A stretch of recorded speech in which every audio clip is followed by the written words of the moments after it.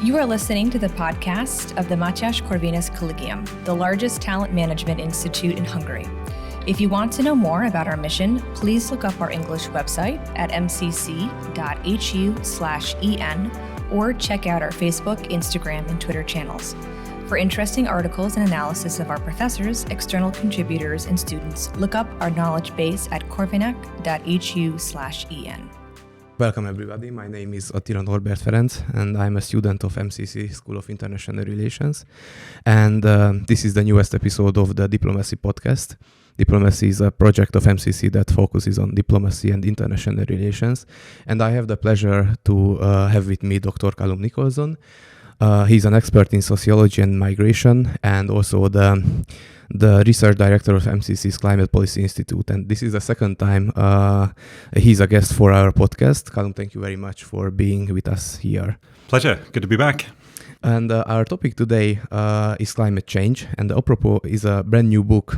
And this is the time for promotion.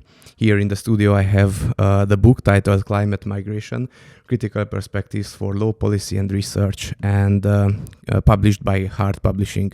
Calum, you are the co-editor of this book, along with Benoit Meyer.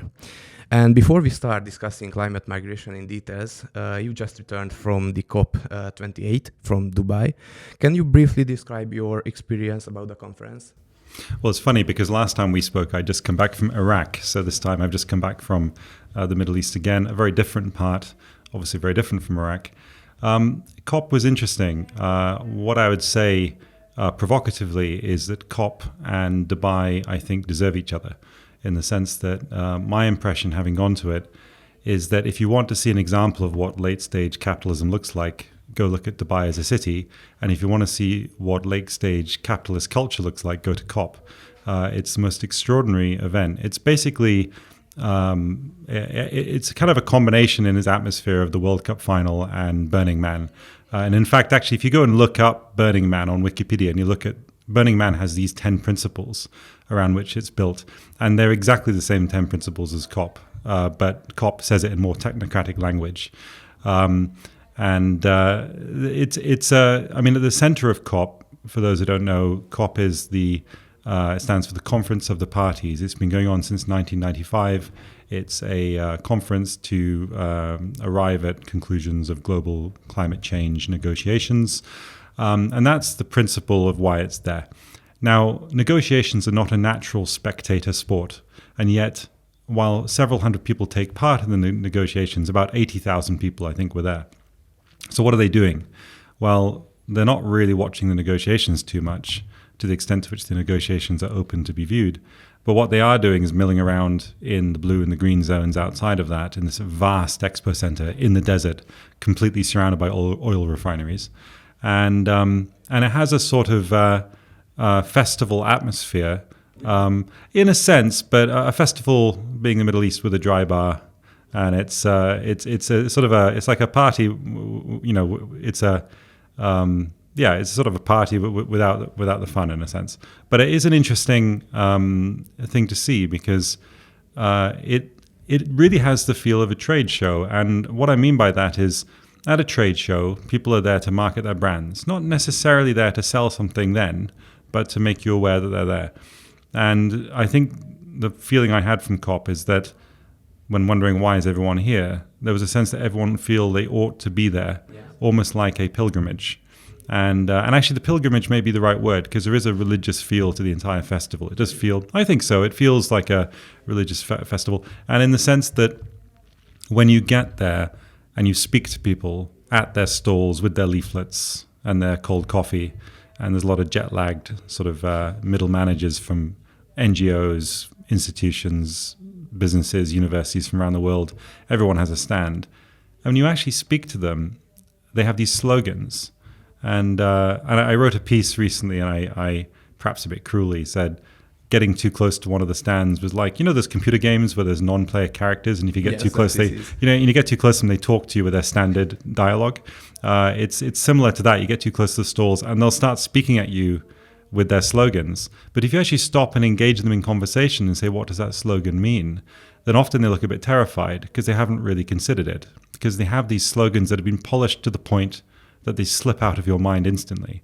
The power of the youth, these sorts of phrases, which sound good, but what do they really mean? And so I find there's a kind of shallow effect to the entire thing, which was like most exercises in PR and marketing.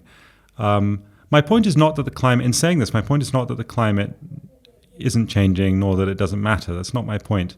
But I kind of feel that COP struck me as a symptom of the problem rather than a cure to the problem. It was because it was interesting. Here was this conference of all these people ostensibly talking about the impact of climate change, but they organize themselves as we organize everything in our society now, which is just a trade show.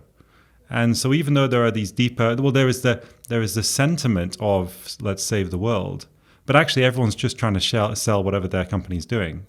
And if you challenge them on these sorts of things, or challenge them to, if you point at some of the contradictions in what they're saying, you don't really end up in a dialogue. You end up with a sense of it being socially inappropriate. It's interesting, and you clearly are aware that the climate change is real, and of course. Sooner or later it will have serious consequences. And I would like to ask you, what is your connection point to migration and climate, and what is your main activity in the institute? Sure. Well, I mean, the institute being the Climate Policy Institute, where I'm now head of research. So, what's the connection between climate and migration? Well, it's first worth mentioning with climate change that, it's very easy for my position to be construed as like a climate skeptic position, which is not. And I think climate is happening, and it's clear that it's anthropogenic. The data all demonstrates that climate is changing with industrialization.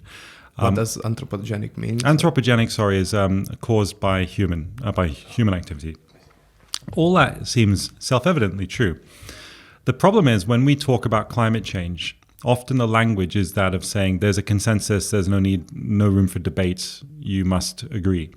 The problem is that even once we've agreed on the science of climate change, in my view, all the remaining questions remain to be litigated and remain to be addressed. Because, of course, we care about climate change because we presume two things. First, that it will have an impact on society, and second, that impact will be negative. In my view, the problem with the way we discuss climate change is not that we don't have a rich understanding of the science. We do. The problem is we also have a very impoverished, a very poor understanding of ourselves, of what is society. So if we care about climate because we assume it will have an impact on society that will be negative, it presumes we know what society is, and indeed what society ought to be. Once we start digging into what we mean by society, what we mean by what society ought to be, and indeed when we start thinking about how society changes, causality and so on, it all becomes very, very difficult. We will return to this point soon. Sure. But now let's turn to your newest book. And in the first glance, one can say that it would give the reader a critical analysis of this topic, right? Yeah. And what was your motivation to co-edit a book on this somewhat controversial topic? Well, it goes back to what I was just saying, that the problem with the climate debate is that it's divided into this sort of believer and skeptic position. You believe it's happening and we're responsible, or you think it's either not happening, or if it is, we're not responsible. I think this is a very false dichotomy, and my co-editor, I think, would agree with me. The problem is critical perspectives, where we ask difficult questions around the implications of the science, not the truth of the science, but the implications of it for society. Critical questions are not just something that we should be free to do. We actually have a duty to ask them, not because climate doesn't matter, but because it does. Because if it does matter, we really need to think about what should the public and policy response be.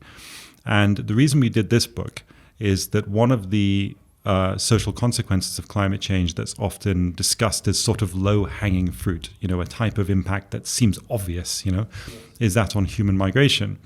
The reality is, when you actually look at the research on human migration in the context of climate change, it's extremely ambiguous as to what the impact is. Some people say people will be moving from climate change. Some people say moving towards it. Some people say mobility is the problem. Some people say immobility is the problem. These types of statements are tautologically true. It's like saying it's raining or it's not. It must be true. I mean, obviously, unless you live in England, in which case it's never either. But one of these two things must be true. But if I give you the case of it's raining or it's not, it's logically true, but it's not a helpful statement if you need to decide whether to bring an umbrella today, right? And the same way when we talk about migration, people might or might not move, that migration or staying might either be the problem. In the end, what is the policy implication from that? If we say everything, are we saying something, or are we closer to saying nothing? And so the climate migration debate and literature is very ambiguous. And as a consequence, it's necessary for us to slow down a little bit and be much more rigorous in how we frame our questions and frame the problem. And so the point of this edited collection that Benoit and I edited, we brought together some of the best scholars who've articulated, in our view, compelling critical perspectives on this topic. Not skeptical perspectives, but people bringing various critical perspectives, not necessarily all of which we as the editors agree with, but they are well-constructed, well-made critiques. And the point is not to so much give the reader any answers, but to provoke them to more clarity around the questions and to recognize there's more to be questioned than perhaps we have sometimes assumed. But you mentioned that criticism does not equal with skepticism. Yes, and this is a very important distinction because skepticism, well, typically when we talk about climate change, the debate has been politically over whether the science is true or it's not. My position is that we should assume the science is true. Even if we're not 100% sure, we should assume that. It's more risk averse. Let's just assume for the sake of argument it's true. The question then is, what's the implication of that? What is gained and what is lost when we privilege climate in our analyses of human problems? It's kind of, to really say something provocative, it's a bit like the COVID debate. There were people who said, COVID isn't real, it's not happening, it's not going to affect anyone. But the science, I think, clearly showed that COVID was real, and the epidemiology showed how it spread in populations, and the virology, and it was very good, and the vaccines were amazing science. The science side of COVID was actually really, really good. But obviously what a lot of governments were saying was, we're following the science in our policies. But the crucial problem is, and this is an analogy for climate, that the question of, say, the proportionality of lockdowns, and I'm not here to give a position on that, but my point is the question of the proportionality of lockdowns was not a question that science strictly could answer. Questions like, is there more to life than the avoidance of death? These are not objective scientific questions that the men in the lab coats can tell us. These are questions that are to do with value, to do with culture, and fundamentally to do with politics. How we assess risk is subjective. If you and I both got in a car and drove to Vienna, we'd arrive at different times because we assess risk probably a bit differently. And that's not a fault, it's a feature. That's who we are as human beings. We have a sort of plurality of perspectives. And I think it's very much the same with the climate debate, that the science of climate is very good, but the social science of its impact and what we ought to do does not come inevitably from understanding the science. So in a sense, once we've settled all the scientific questions, all the truly interesting questions and most difficult questions remain untouched because they're not questions to do with the climate, they're to do with ourselves and what is the society we live in, what would we like it to be. And so I think this book is an attempt to escape the binary between believer and denier, climate truth and climate skeptic, and to say, actually, there is a room for critical perspectives that accepts the science, but asks what's the significance of the science for how we conduct our lives. And that is criticism, because I really believe, and all scientists know this, and we all know this, that friction, rubbing two things together, is a dependable source of illumination. From friction, yes, maybe you get heat, but also maybe you get some light. And I think it's necessary for us to ask critical questions, not because climate doesn't matter, but precisely because it does. It's necessary for us to play out some of the cultural questions around it. And I find too often the politics of climate polarizes people into a binary of believer and denier, when in fact there are important questions to be asked which don't fall into either category. And this book really asks these questions. Well, that's my hope. I mean, it's up to the reader. It's not up to me to say if it's a good book or not. So many good questions. And I hope no answers, but I hope a lot of good questions. A little bit of answers as well. And And I made the presumption in the earlier question that climate migration is a controversial and ambiguous topic. Yeah. You pointed out why, but I'm not sure. Well, politicians, you said that politicians should decide whether how we fight climate change or climate migration, but also I was thinking about science has nothing to do with these decisions, but who should tell politicians what to do?